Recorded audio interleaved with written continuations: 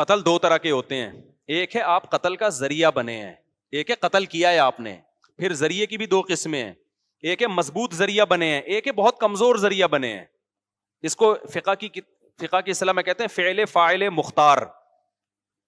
فعل فاعل مختار کیا مطلب؟ ایک بندہ ہے, آپ نے اس کی کنپٹی پہ گولی رکھ کے ٹھا کر کے مار دیا, وہ مر گیا.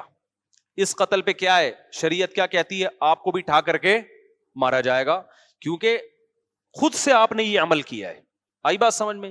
ایک ہے آپ نے کسی کو ترغیب دی کہ تو فلاں بندے کو مار دے, جا کے بہت ثواب ملے گا تجھے, ترغیب دی, میں تجھے اتنے پیسے دوں گا.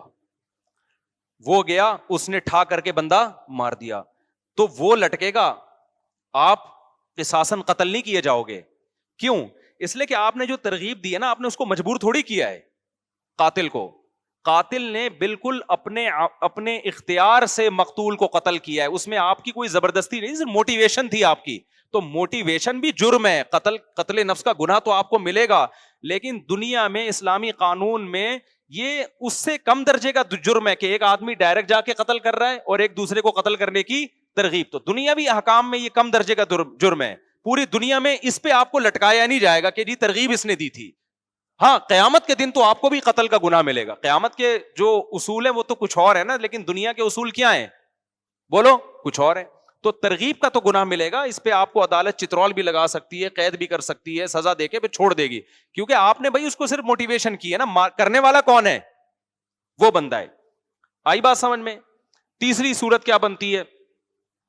ایک بندہ تھا, آپ چاہتے تھے اس کو مارا جائے, آپ نے قاتل کو کہا تو جا کے مار دے, اور میں نے اس کو پیچھے سے پکڑ کے رکھوں گا, باندھ کے رکھوں گا, تو اس کے سر پہ گولی مار دینا. مارنے والا کون ہے؟ قاتل. آپ کون ہو؟ پکڑنے والے. اب آپ بھی مباشر کہلاؤ گے. اب دونوں کو لٹکایا جائے گا, اس لیے کہ دونوں قتل میں پریکٹیکلی شریک ہیں. آئی بات سمجھ میں؟ ایک صورت کیا ہے, آپ نے کسی کو جا کے کہا, آپ نے کسی کو جا کے کہا تو مر جا, اس زندگی سے موت کیا ہے بہتر ہے. اس نے کہا اچھا یار یہ مسئلہ تو مجھے معلوم ہی نہیں تھا, اس زندگی سے موت کیا ہے بہتر ہے. اس نے بندوق اٹھا کر کے اپنے آپ کو مار لیا. اب تو چترول بھی نہیں لگیں گے آپ کو, بس گناہ ہوگا. کسی مولوی صاحب کے پاس جاؤ گے, مولوی صاحب کہیں گے توبہ کر یار, تو کس قسم کے مشورے دے رہا ہے لوگوں کو. اب دنیا کی کوئی عدالت یا اسلامی عدالت قاتل کو لٹکا سکتی ہے جس نے مشورہ دیا تھا؟ اس لیے کہ بھائی وہ فعل فاعل مختار, وہ آدمی خود مختار تھا, وہ نہ عمل کرتا آپ کے مشورے پر. گناہ تو ملے گا کہ آپ نے غلط مشورہ کیوں دیا, بہت بڑا گناہ ملے گا, چھوٹا گناہ نہیں ملے گا. لیکن نہ دنیا میں قتل کا کیس بنے گا, نہ آخرت میں سزا ملے گی. آپ کہہ سکتے ہو اللہ میں نے برائی کا مشورہ دیا تھا, بندے نے اپنے آپ کو ٹپکا دیا, میں نے بندوق پکڑائی اس کو, نہ میں تو پھر بھی یہ جرم ہے. ایسا نہ ہو کہ مشورے دینا شروع کر دیں آپ, لیکن لٹکایا نہیں جائے گا. اور اس سے بھی کم درجے کا جرم یہ ہے کہ آپ ایک آدمی کو ٹینشن دے رہے ہو, اور وہ ٹینشن بھی بنتی ہے, اس نے آپ کو ٹینشن دی ہے, اس نے آپ کو لاکھوں روپے کا مقروض بنا دیا. آپ گلی میں گزرتے کہتے ابے تو میرے پیسے لے کے بھاگا ہوا ہے, ابے تو میرے پیسے کب دے گا. اس ٹینشن میں آ کے اس نے اپنے آپ, اور آسان مثال کر دیتا ہوں, زید نے بکر سے 1 کروڑ روپے لے لیے اور بھاگ گیا. زید نے بکر سے قرضہ لیا 1 کروڑ اور لے کے کیا ہو گیا, بھاگ گیا. اب بکر اس کے پیچھے, جہاں زید ملتا ہے, میرے پیسے کب دے رہا ہے. زید کہہ رہا ہے میرے پاس پیسے ہیں ہی نہیں, میں کیا کروں. ابے ہے نہیں ہے بھائی, یہ تیرا ہیڈک ہے, میرا ہیڈک کیا, مجھے میرا پیسہ چاہیے. پھر ادھر سے آیا زید, بکر نے ادھر سے پکڑا, ابے میرے پیسے کب دے رہا ہے. زید نے کہا یار میں غریب آدمی کہاں سے دوں پیسے. ابے بھائی یہ میرا ہیڈک نہیں ہے, قرضہ لینے سے پہلے سوچنا چاہیے تھا نا. فقہا بھی بیان کرتے ہیں کہ جو قرضہ لے کے گیا اور وہ واقعی سچی مچی کا غریب ہو گیا, تو عدالت اس کو قید میں تو نہیں ڈالے گی. امام حنیفہ کا یہ موقف ہے. عدالت کیا کرے گی, بکر کو کہے گی تو جان اور زید جان, کیونکہ ہم اس کے پاس پیسے ہیں نہیں تو نکلوائیں کہاں سے. اب تو اس کو ذہنی ٹارچر کر کے نکال لے. عدالت یہی کرے گی کہ تو جا اور یہ جانے. اب تو اس کو پیچھا کرتا رہے, جہاں جہاں ملے نا اس کو بولتا رہے میرا پیسہ, یہ تیرا حق ہے. اب کیونکہ ہم تو نکال نہیں سکتے, ہے نہیں, چھوڑ بھی نہیں سکتے, کیونکہ چھوڑ دیا تو یہ تو کما کے بھی نہیں دے گا. تو یہی قانون ہے. اب مجھے بتاؤ, بکر جہاں بھی زید ملتا ہے, بکر زید کو کہتا ہے میرا پیسہ. ایک دن زید آیا, اٹھا کر کے کیا کر دی, اپنے گولی سے مار کے اپنے آپ کو ختم کر دیا. کیا دنیا میں بکر کو لٹکایا جائے گا کہ تو چونکہ اپنے پیسے کی ٹینشن دیتا رہا ہے اس وجہ سے بکر کو ہم پھانسی پہ لٹکائیں گے؟ تیری ٹینشن دینے تانے دینوں کی وجہ سے وہ غریب بیچارے نے اپنے آپ کو گولی سے مار کے ہلاک کر لیا. کوئی مشورہ دے سکتا ہے؟ بکر کیا کہے گا, وہ بھائی میرا پیسہ لے کے بھاگا ہوا تھا, میں ٹینشن بھی نہ, وہ میرا 1 کروڑ لے لیا, میں اس کو ٹینشن بھی نہ دوں. یہ کون سا مذہب ہے بھائی؟ ہم کہیں گے دیکھ تیرے ٹینشن کی وجہ سے اس نے اپنے آپ کو گولی ماری ہے, اس لیے ہم تجھے بھی چترول ماریں گے, گولی نہیں ماریں گے تو کم از کم ڈنڈوں سے کوٹیں گے ہم تجھے. تو بتاؤ یہ پاگل پنے کی باتیں ہوں گی کہ نہیں ہوں گی؟ ہم اس کو کہیں گے بھائی جان اس نے پیسے جب لیے تھے اس کو سوچنا چاہیے تھا کہ میں جب دے نہیں سکتا یا پیسہ ڈوب سکتا ہے تو میں کہاں سے دوں گا. تو اب اس نے اگر اپنے آپ کو گولی ماری ہے تو یہ اس کا اپنا عمل ہے, اس گولی میں اس کا کوئی اختیار نہیں ہے, لہذا یہ گنہگار نہیں ہے. تو میں نے ان کے ابا کو یہ بات سمجھائی, میں نے کہا نہ آپ نے اپنے بیٹے کے کنپٹی پہ رکھ کے گولی ماری, صحیح ہے نا, نہ آپ نے اگر اپنے بیٹے کو تانے دیے تو کسی ناجائز بات پہ تانا نہیں دیا کہ بلا وجہ اس کو تانا دے رہے ہو کہ تو 4 شادیاں کیوں کر کے بیٹھ گیا, اپنے خرچے پہ تو نے 4 شادیاں کی, لہذا اتنے تانے دیے کہ آج ایک اطلاع آئی کہ ایک آدمی نے 2 شادیاں کی, آج ہی کی میسج آیا, اور اتنے لوگوں نے تانے دیے اس نے اپنے آپ کو خودکشی کر کے ہلاک کر دیا. یہاں تو تانا دینے والے غلط تھے نا, خودکشی کرنے والا تو جائے جہنم, اللہ بچائے اس کو, ہم تو نہیں بد دعا کرتے, لیکن رپورٹ تو یہی ہے کہ جہنم میں جاتا ہے. دنیا میں بھی جہنم 2 بیویاں, اور آخرت میں بھی کیا ہے, آخرت بھی جہنم. یار یہ تو قابل ترس آدمی معلوم ہوتا ہے. تو لیکن ایسے موقع پہ تانے دینے والوں نے غلط کیا نا, تو وہاں تو تانا دینے والوں کی برائی کی جائے گی. یار ایک جائز کام پہ تم کیوں تانا دے رہے ہو؟ تو میں نے ان کے ابا کو کہا کہ میں نے کہا دیکھو آپ نے ایک تو ناجائز بات پہ تانا دیا, ناجائز بات پہ تانا نہیں دیا. اس نے آپ کی پرمیشن کے بغیر کروڑوں روپے کا قرضہ اپنے اوپر چڑھا کے آپ کو بھی ٹینشن, کیونکہ قرضے والے نہیں دیکھتے کہ بیٹے نے لیا کہ باپ نے, وہ تو باپ کو بھی پکڑتے ہیں جا کے, اور عزت دار آدمی کے لیے بڑی ٹینشن ہوتی ہے. میں نے کہا پھر بھی اگر آپ سمجھتے ہو کہ آپ سے اس میں زیادتی ہوئی, گناہ ہوا, تو ہر گناہ کا حل کیا ہے؟ بولو نا, توبہ ہے. حدیث میں آتا ہے ایک شخص نے 100 انسانوں کو قتل کیا, تو عالم کے پاس آیا, عالم نے کہا کہ من یحول بینہ و بین التوبہ, اس نے کہا کیا میری توبہ قبول ہوگی؟ عالم نے کہا کیوں نہیں قبول ہوگی. اس نے توبہ کی اور اللہ نے اس کو جنت میں بھیج دیا. میں نے کہا یہ وہ 100 وہ تھے جن کو اس شخص نے بلا وجہ قتل کیا ہے صرف پیسوں کی لالچ میں. جب اس کی توبہ قبول ہو رہی ہے یار, تو تم نے تو اپنے بیٹے کو بندوق سے مارا بھی نہیں ہے, پہلی بات. نہ کسی کو کہا کہ جا کے بیٹے کو مارو, یہ اور کم درجے کا جرم. نہ کوئی ایسا کام کیا کہ بچے کو بندوق لا کے پکڑائی ہو کہ تو اپنے آپ کو مار دے, یہ بھی نہیں کیا. پھر ناجائز بات پہ تانا بھی نہیں دیا, جائز بات پہ تانا نہیں دیا کہ اس نے کوئی جائز کام کیا ہو یا اچھا کام کیا ہو, 4 شادیاں کر کے بیٹھا اور آپ نے تانے دے دے کے مار دیا اس کو, ایسا بھی نہیں کیا. ایسے کام پہ تانا دیا جس پہ تانا بنتا بھی ہے, آپ کو مصیبت میں ڈالا اس نے. پھر بھی اگر آپ سمجھتے ہو کہ جرم ہوا ہے, تو میرے بھائی 100 انسانوں کو اپنے ہاتھ سے قتل کرنے والے کی توبہ جب 2 رکعت پڑھ کے قبول ہو سکتی ہے, تو آپ کی کیوں نہیں ہو سکتی؟ تو میں نے کہا 2 رکعت پڑھ کے اللہ سے ایک دفعہ گڑ گڑا کے معافی مانگ لو, اے اللہ اگر اس میں مجھ سے زیادتی ہوئی ہے تو تو مجھے معاف کر دے, اور اس کی اور کوئی کفارہ نہیں ہے. اس کا قتل کا تو کفارہ ہے نا, قصاصاً اپنے آپ کو پیش کرو, اس کا کوئی کفارہ نہیں ہے. تو میں نے کہا پھر یہ تسلی رکھ لو کہ اب آپ کا جرم کیا ہو گیا ہے, معاف.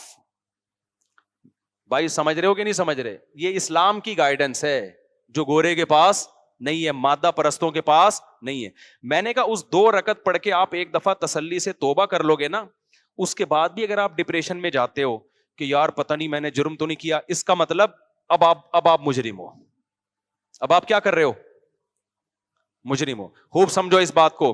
علماء کہتے ہیں انسان سے کوئی گناہ ہو جائے, گڑ گڑا کے ایک دفعہ توبہ کر لے, پھر بھی اگر وہ اس گناہ کی ٹینشن لیتا ہے نا, اس کا مطلب اس میں تکبر ہے. یہ اپنے گناہ کو اللہ کی رحمت سے بڑا سمجھتا ہے, یہ سمجھتا ہے اللہ معافی نہیں کر سکتا, یہ جرم ہے. پھر معافی مانگو ایک دفعہ گڑ گڑا کے, اس کے بعد اس جرم کو ہمیشہ کے لیے بھول جاؤ, اور یہ تسلی رکھ لو کہ گناہ پہ سزا دینے والا کون ہے؟ اللہ, اور معاف کرنے والا بھی کون ہے؟ اللہ ہے. پھر بھول جاؤ, پھر اس کو بار بار سوچنا نقصان دہ ہے, پھر تم خدا سے آگے نکل رہے ہو. اس کا مطلب مجھے ایک واقعہ یاد آتا ہے نا موسیٰ علیہ السلام کے دور کا. یہ واقعہ پتہ نہیں مستند ہے یا نہیں ہے, ہمارے ٹیچر نے اسکول میں ہمیں یہ واقعہ بتایا تھا. مجھے نہیں پتا یہ مستند واقعہ ہے یا نہیں ہے, لیکن بعض واقعے اتنے مستند نہیں ہوتے, لیکن اس سے جو سبق ملتا ہے وہ شریعت کے بالکل مطابق ہوتا ہے, یعنی شریعت یہی چاہتی ہے. تو کہتے ہیں کہ موسیٰ علیہ الصلوۃ والسلام کے دور میں نا ایک عورت سے زنا ہو گیا. اس نے آ کے موسیٰ علیہ السلام سے پوچھا کہ مجھ سے ایک بہت بڑا جرم ہو گیا ہے, آپ اللہ سے پوچھیں کہ اگر میں توبہ کروں تو کیا وہ جرم معاف ہو جائے گا. موسیٰ علیہ السلام نے اللہ میاں سے جا کے پوچھا, اللہ میاں نے کہہ دیا ہاں بھائی, اس سے کہو کہ اللہ کے سامنے گڑ گڑا کے توبہ کر لے, معاف ہو جائے گا.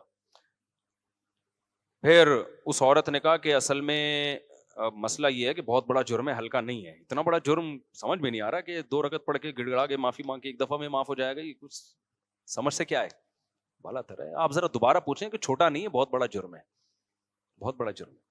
موسیٰ علیہ السلام نے دوبارہ پوچھا کہ اللہ نے کہا جتنا بھی بڑا جرم ہو, دیکھو جو حقوق العباد ہوتے ہیں نا, اس میں کسی سے پیسے لیے ہوئے ہیں وہ تو پیسے بھی واپس کرنے پڑیں گے, توبہ بھی کرنی پڑے گی. کسی بندے کو قتل کر دیا تو توبہ بھی کرنی ہے اور اس کے وارثوں کو دیت بھی دینی ہے, اس میں تو الگ معاملہ ہے. لیکن یہاں تو کوئی دیت کفارہ نہیں ہے نا, تو جن جرموں میں کفارہ نہیں ہے میں ان کی بات کر رہا ہوں. آپ نے رمضان کا روزہ توڑ دیا جان بوجھ کر, اب آپ کہہ رہے ہو 2 رکعت پڑھ کے گڑ گڑا کے معافی مانگوں گا معاف ہو جائے گا, نہیں معاف ہوگا, 60 روزے بھی رکھنے پڑیں گے آپ کو. وہاں کفارہ ہے. وہ جرائم جن میں کفارہ نہیں, جیسے زنا کر لیا تو کوئی کفارہ نہیں ہے, اس کا صرف توبہ ہے.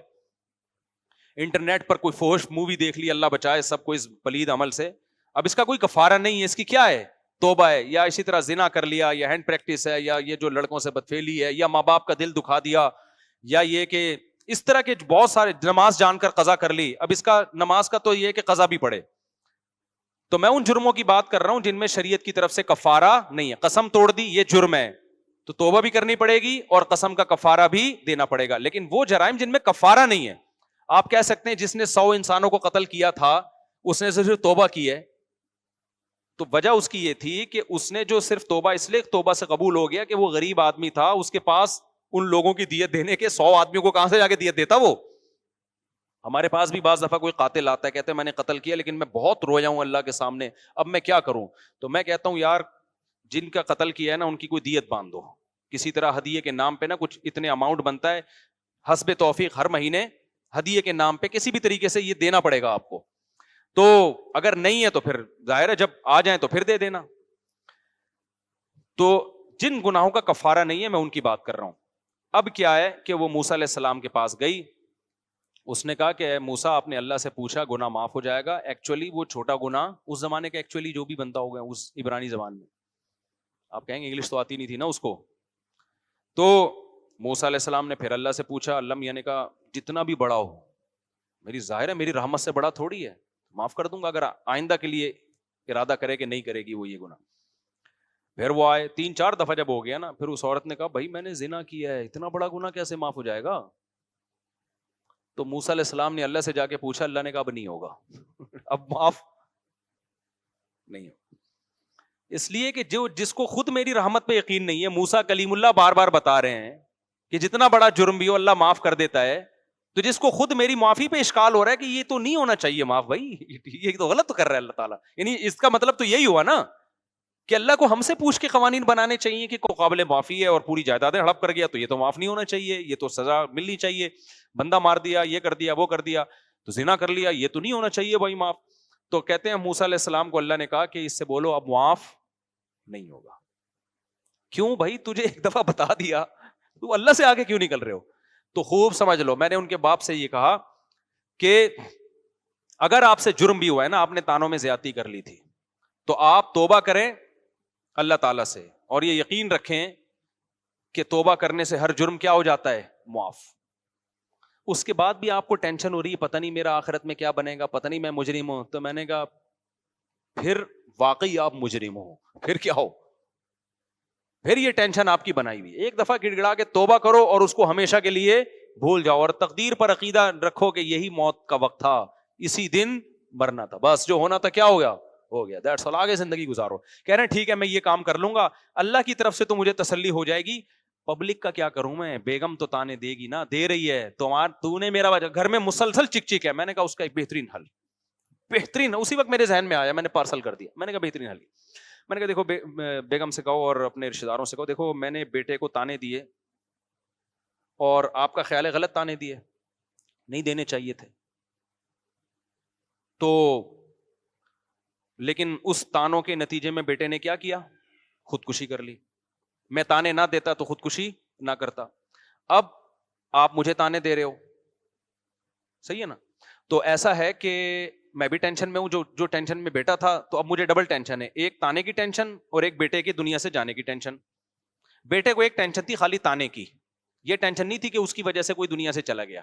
مجھے کتنی ٹینشن ہے, ایک تو بیٹے کے جانے کا غم اور ایک یہ غم کہ آپ مجھے اس کے تانے دے رہے ہو, تو میری خودکشی اس سے زیادہ بنتی ہے, میرا رائٹ ہے. میں نے کہا پہلے عزم کرو, خودکشی کرنی نہیں ہے, ایسا نہ ہو کہ لٹک جائے کل پھر میں ٹینشن میں چلا جاؤں کہ یار میری وجہ سے گیا. میں نے کہا یہ تو سوال ہی پیدا نہیں ہوتا, خودکشی تو ہے ہی نہیں. لیکن ان کو بتانے کے لیے کہ جب دو تانے, اس کو ایک قسم کا تانا ملا, ٹینشن ہوئی تو اس نے خودکشی کی. اب ایک ٹینشن مجھے بیٹے کے جانے کی اور ایک آپ کے کہ تیری وجہ سے گیا ہے. تو ایسا ہے کہ ٹینشن کی وجہ سے بندہ خودکشی کرتا ہے نا, تو ٹینشن کی وجہ سے پھر میرا بھی حق بنتا ہے. تو ایسا ہے کہ کل صبح میں جا رہا ہوں اور گھر والے پوچھیں گے واپس کب آئیں گے, تو بولے اب میں اخبار میں ہو سکتا ہے اب میں کس میں آؤں, اخبار میں آؤں. کراچی میں ایسا ہوتا ہے, بندہ صبح جاتا ہے بائک پہ, آتا کس میں ہے, اخبار میں. اخبار میں آتا ہے کہ ایک صاحب صبح 8 بجے گھر سے نکلے تھے اور اب فلاں جگہ اللہ بچائے ان کی لاش ملی. تو میں نے کہا ان کو آپ کہہ دو کہ جو تمہارے خیال میں نے بیٹے کے ساتھ کیا وہ تم میرے ساتھ کر رہے ہو, تو پھر میرا بھی حق بنتا ہے کہ میں بھی کسی کھمبے سے جا کے چپک جاؤں. میں نے کہا یہ کہو اور صبح گھر سے نکل جاؤ. میں نے کہا بیٹے کے جانے سے تو معاشی لحاظ سے کوئی نقصان نہیں ہوا, بلکہ بیچارہ وہ تو کما ہی نہیں رہا تھا. آپ کے جانے سے پورے گھر کی کیا ہو جائے گی, ایسی کی تیسی, وہ کمانے والا ہی ہے.